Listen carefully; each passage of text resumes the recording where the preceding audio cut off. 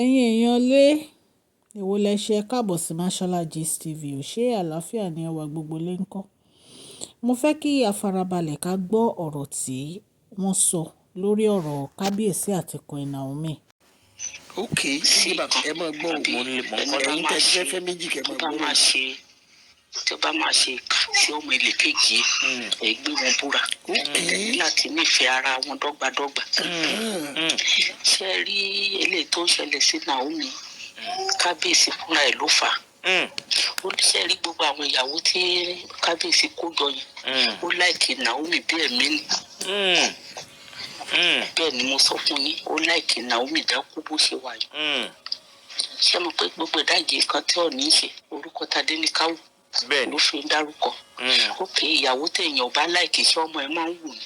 kì í wúyàn kódà kó mi máa tẹ̀wá lágbàdo ọmọ rẹ̀ dé bá ti nífẹ̀ẹ́ ọmọ rẹ̀ ó wúyàn.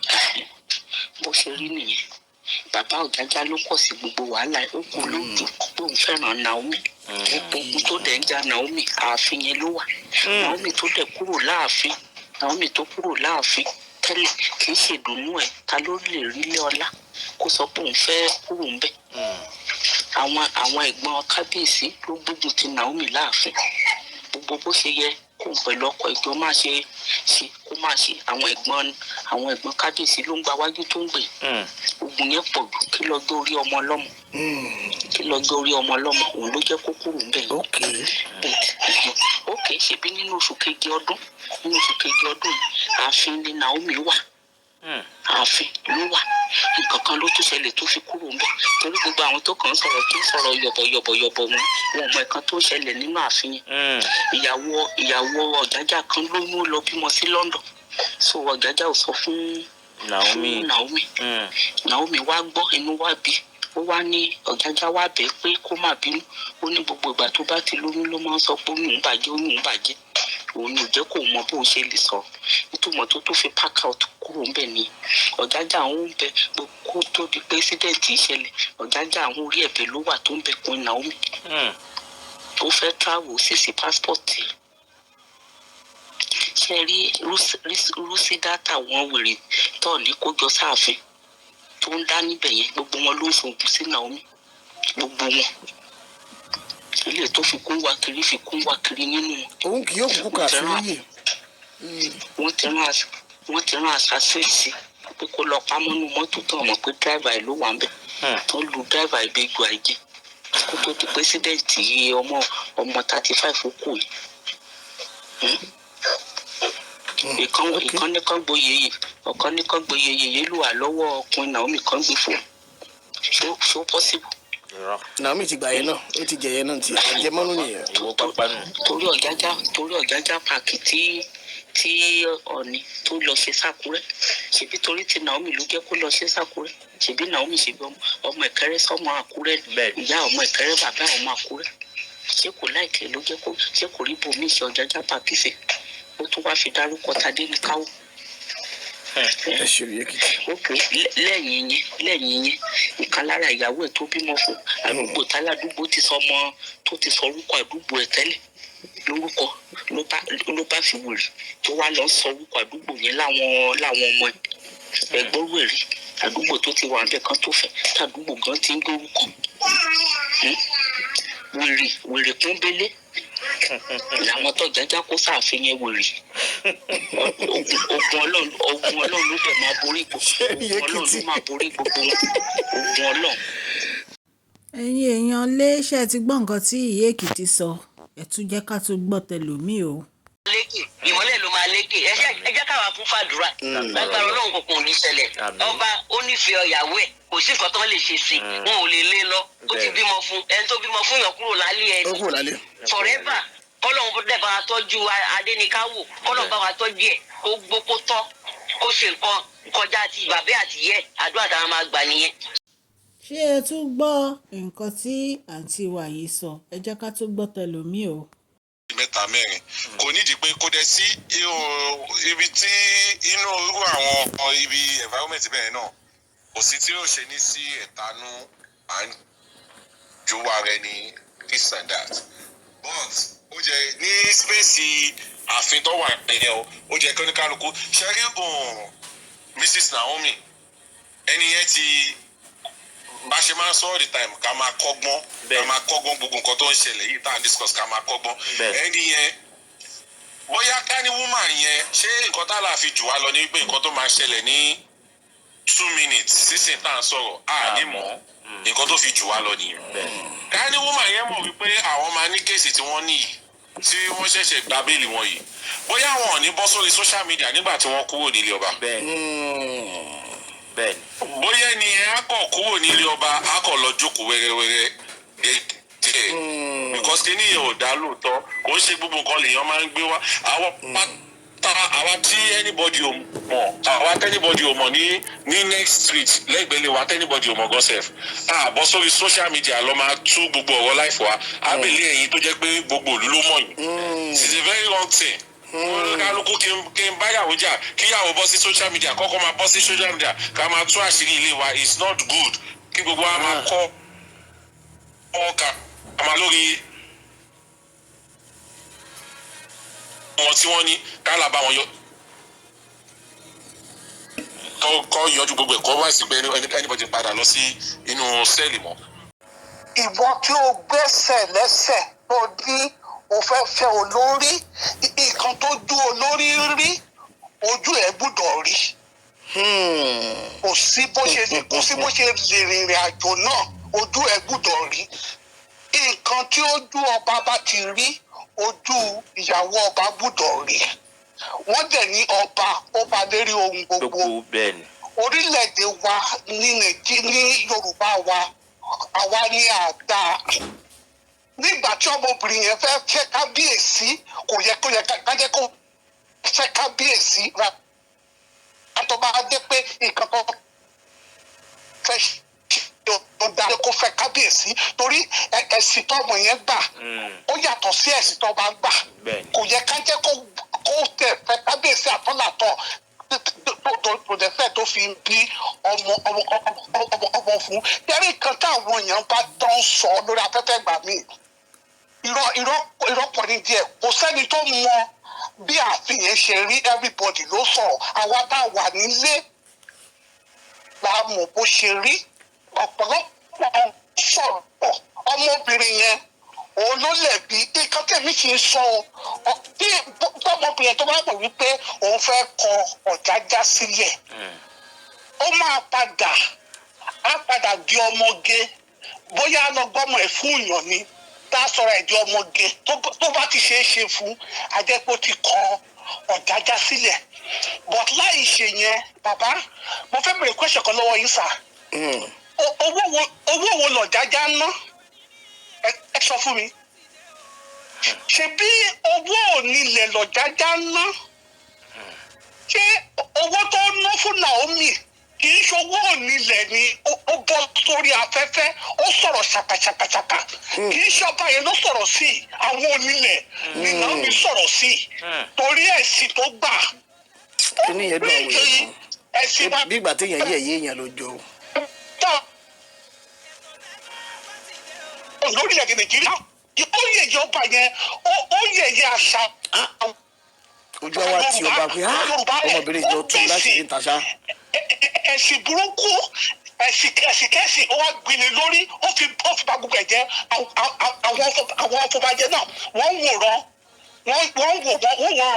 tó bá tẹ̀ fẹ́ kọ́kọ́ láàfin kó lọ wọ́ọ́rọ́wọ́ ó ní ẹlẹ́bọ̀dì tagi nígbà tí wọ́n da oṣù sílẹ̀ tó forí ẹ̀ kọjá ṣé kò ebo orílẹ̀-èdè bọ̀ tẹ́lẹ̀ àwọn ìyá ní ebo orílẹ̀-èdè bọ̀ tẹ́lẹ̀ ẹ̀dín ṣé bàbá ọmọ yẹn kò gbà kó kúrò ní pálásì bàbá ẹ̀ kò gbà ìyá ẹ̀ ló gbà ìyá yẹn tẹ̀lé ku ẹ̀dá nǹkan táwọn èèyàn bá ti mọ̀ náà máa sọ lórí afẹ́fẹ́ ok tẹ́ ẹ bá lọ́mọkùnrin tẹ́ lọ́mọkùnrin ṣebí orúkọ ọmọ yín ọkùnrin lẹ máa fi sí property yín. bẹ́ẹ̀ so ìdí nìyẹn tó fi forúkọ ọmọ yẹn sí gbogbo tó ń ṣe bó ṣe wà yẹn tí Ọ̀jájá tó bá kọ́lé mílíọ̀nù sí Àkúrẹ́ sí Èkìtì owó onílẹ̀ ló fi kọ́ tí Naomi bá ná nínú owó yẹn problem ló máa create ilẹ̀ fúnra rẹ̀ because ó ẹlẹ́bọ ni ó lè ná lówó ẹlẹ́bọ yẹn ta ló mọ Naomi tẹ́lẹ̀ ta ló mọ kò lẹ̀ ní Ọ̀yọ́ ṣebí ìgbà tó dé ààfin ni wọ́n mọ̀ olórí kó rẹwà ṣé ẹ ti mọ tẹ́lẹ̀ rí ni ẹ ti ṣe rí ni fúra ní ẹ wo ọ̀pọ̀lọpọ̀ á sọ̀rọ̀ lórí afẹ́fẹ́ pé wọ́n mọ Naomi wọ́n mọ kò lẹ̀ ní Ọ̀yọ́ ìgbà tó fẹ́ Kábíyèsí ni wọ́n mọ̀ pé Kábíyèsí inú ọba yẹn bàjẹ́ ọba yẹn jáde ó ṣe birthday fún ara kò rí ènìyàn inú ẹ̀ bàjẹ́ nísìnyí tó wá rí ọ̀pọ̀lọpọ̀ ènìyàn ṣebí tí ọ̀kọ̀ọ̀kan bá rí ẹ̀jìrì ní igba ọkọ̀ á lọ.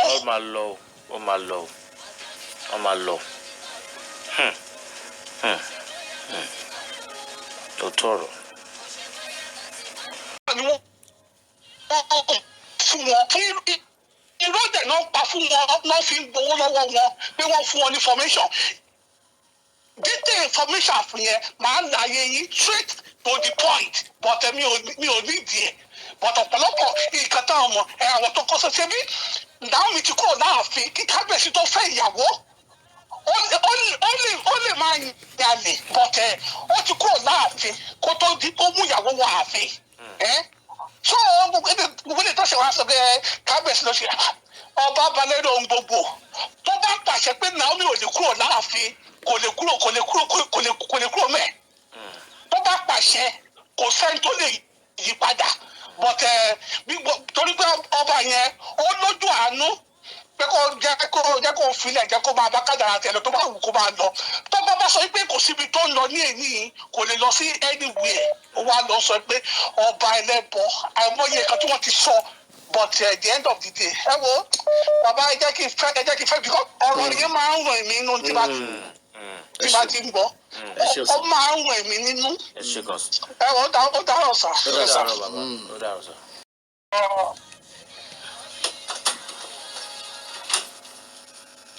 ọlọ́kùnrin Naomi pẹ̀lú bàbá wa ọ̀jájá kejì sí ọba ẹni ìsàn Yorùbá ní ẹja ṣe bó ṣe yẹ kọ́ ṣe tó bá kọ́ rí níbi tó ṣe níbi ìgbà tó ṣe kí bàbá wa ọ̀jájá kejì sí Ilé Ifẹ̀ tí wọ́n kọjá pẹ̀lú kọ́ńfọ̀ ìwọ̀n tí wọ́n rí ọmọbìnrin yẹn ọba wa ọ̀jájá kejì ó ń ṣe wípé wọ́n rọ̀yàn lọ bá Queen Naomi o ìdí ọ̀rọ̀ tí mo sọ yìí ìdí ẹ̀ wà ní ta o nígbà tó kọ́kọ́ rí Queen Naomi o bàbá wa padà lọ sí fúnra wọn ni dírẹ́bà wọn gbé wọn padà lọ síbẹ̀ ni. wọ́n dẹ̀ pe ọmọbìnrin yẹn wọ́n ránṣẹ́ sí i àwọn oníṣẹ́ wọn wọ́n dẹ̀ lọ pe ọmọbìnrin dẹ̀ tẹ̀lé wọn wá sí ìtìmọ́.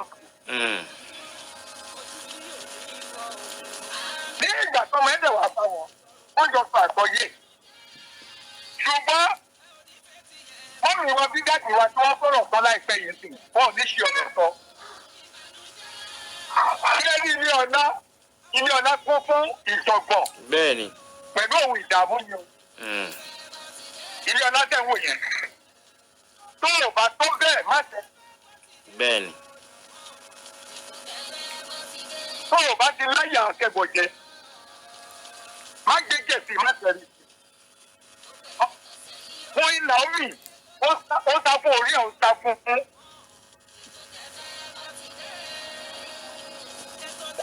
ẹ̀mí rẹ̀.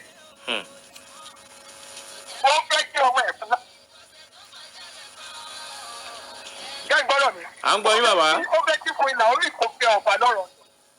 Queen Naomi kò fi ìgbà kan ní gbogbo àkókò yẹn kò fi ìgbà kan ní kò fẹ́ lọ fẹ́ ọba. Nítorí ó ti ru ọjọ́ ọ̀la ẹ̀. Ṣùgbọ́n ìyá tó kí Queen Naomi òun ló pa Queen Naomi sínú ìdààmú. Ká ní ẹni tó ń fẹ́ ìyàwó ọba tí ọba bá kọ̀ sílẹ̀. Ìdí tí mo ṣe sọ fún yín pé kò sí ọba ní ìlú Yorùbá mọ́. Kò sí ọba kankan ní ilẹ̀ Yorùbá mọ́. Ẹ wo gbogbo nǹkan tó ṣẹlẹ̀ ní tó jẹ́ àwọn ọmọbìnrin tí bàbá wa Adéyẹmí ìjà láàfin wọn fẹ́ kán tó fi ayé lẹ̀. Ẹ wo bí gbogbo àwọn ọmọbìnrin ẹ̀fọ́ ṣe túbì tó ń ṣe òṣì kiri tó ń ṣe ohun tó wù wọ́n kiri. Ó bá jẹ́ pé kí ọba kó sì wà ní ilẹ̀ Yorùbá tí ọba ṣe ń wà gbọ̀ngàn. Ọkùnrin wo ló gbójú gbóyà sádọ̀ fẹ́ gun orí ìyàwó ọba. Wọ́n bá ti fẹ́ ó wà láàfin gbogbo nǹkan tó o bá fẹ́ àti àmà pèsè àti lẹ́kọ̀ọ́. Ohun tó yẹ kó ṣẹlẹ̀ láàrin fún Naomi pẹ̀lú ọba Adéyẹyè yẹn. Ṣùgbọ́n kò sí ọba nílẹ̀ Yorùbá mọ́.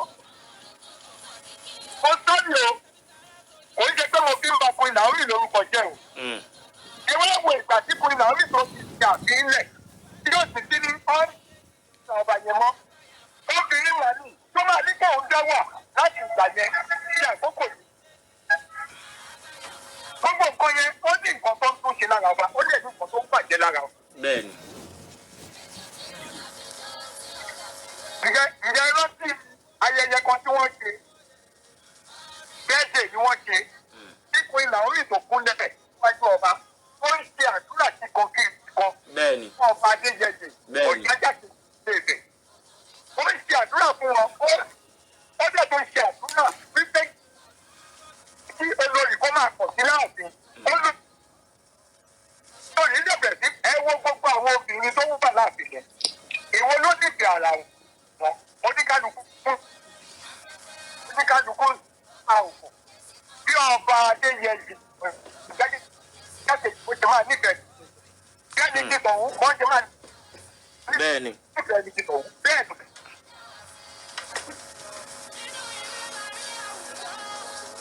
Obìnrin sí nínú àbí ẹ sọ fún wọn nínú àbí ipá ló máa sọ fún wọn. Gbogbo àwọn obìnrin bá kó sílẹ̀ yẹn wọn ò fi ipá wọn ò fi sọ ọ̀nà tí wọ́n ti lulẹ̀ lórí ọba ní ẹja sọ. Ó kù díẹ̀ káàtó èmi ò dá sínú ọ̀rọ̀ tọkọtaya o. Bàbá ní ilẹ̀ Yorùbá ni wọ́n jẹ́ fún wa. Bẹ́ẹ̀ni. Orí adé èmi ò ti tẹ́yìn o. Àsọyé tó lè wúlò fún bàbá wa àti fún Naomi kò là ń sọ. Bẹ́ẹ̀ni. Ní àtúnṣe bá wà láti ọ̀dọ̀ Ọlọ́run kí àwọn àgbààgbà ilé Ifẹ̀ tí wọ́n dìde. Kò sí kíkún Naomi kókò sínú àfihàn sílẹ̀ bẹ́ẹ̀. Bẹ́ẹ̀ni. Àwọn ìyàwó wo ló fẹ́ dé lẹ́yìn tó máa ní kó máa borí? Wọ́n lè borí wọn. Wọ́n ti lè borí. Fún Naomi tí wọ́n ti fi àròlé ọba lọ́la. Bẹ́ẹ̀ni. Wọ́n ti fi fún ọba wa Adéyẹyè. Ọba wa Adéyẹyè tí wọ́n mọ̀ ọ̀nà tí wọ́n máa tọ̀ pẹ̀lú àwọn àgbààgbà ilé Ifẹ̀. Tí Queen Naomi ti máa padà sí abẹ́ òrùlé wọn. Nítorí wọn tó yẹ ni ló yẹ ni. Ó kú ọrùn kò yí adìyẹ. Ó lè tó yí adìyẹ pẹ́ni tó bá máa fà báyìí lójú máa tì. Lójú máa tì o. Gbogbo inú tí ọba ń bí sí Queen Naomi. Kèmí torí pé ó yẹ̀yẹ̀ wọn tí ọ̀rọ̀ ń jáde sí social media yóò lè yẹ kó dẹ̀ rí bẹ́ẹ̀. Bẹ́ẹ̀ni. Ọlọ́run ọba. Ẹ̀yin èèyàn lé ọ̀rọ̀ lẹ ti gbọ́ yẹn o lẹ́nu gbogbo àwọn tó sọ̀rọ̀. Ṣé ẹ rí kókó dìmú nínú ọ̀rọ̀ yìí? Ìkíní, wọ́n ní inú ń bí Kábíyèsí nítorí pé Kábíyèsí wọ́n rí gbogbo ọ̀rọ̀ wọn lórí social media.